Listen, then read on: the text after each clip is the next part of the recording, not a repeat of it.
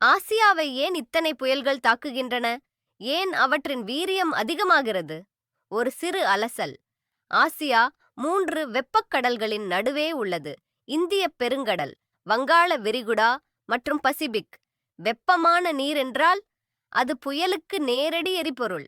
அதனுடன் பருவமழை காற்றும் சேரும்போது அங்கே ஒரு வீரியமான புயல் உருவாகும் சாத்தியம் நிறைய இருக்கிறது. ஆனால் இங்கதான் உண்மையான ஆபத்து இருக்கு. புயல்கள் இப்போதெல்லாம் மிக வலுவாகவும் அடிக்கடி வரவும் ஆரம்பிச்சிடுச்சு. ஏன் தெரியுமா? ஏனென்றால் நம்ம பூமி சூடாகி வருகிறது. கடல் சூடாவதால் புயல்கள் அதிக வலுப்பெறுகின்றன. இதனால் கனமழை, மிகப்பெரிய வெள்ளம் மற்றும் சமீபத்தில் இலங்கை, இந்தோனேசியாவில் நடந்ததைப் போல ஆபத்தான நிலச்சரிவுகள் ஏற்படுகின்றன. அப்போ நாம என்னதான் செய்ய முடியும்? முன்கூட்டியே எச்சரிக்கைகள் கொடுக்க வேண்டும். ரொம்ப வலுவான கட்டிடங்கள், புத்திசாலித்தனமான நகர திட்டமிடல் மூலமாக கொஞ்சம் மக்களை காப்பாத்திக்க முடியும்.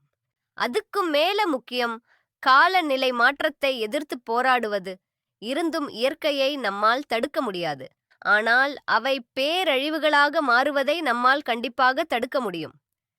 என்னதான் பேரழிவுகள் வந்தாலும் ஒரு சில மனித ஜென்மங்களை மாற்றவோ அதுங்க தாமாக மாறவோ முடியறதில்ல. இறைவா எல்லா உயிர்களையும் அழிவுகளிலிருந்து காப்பாற்றுவாயாக.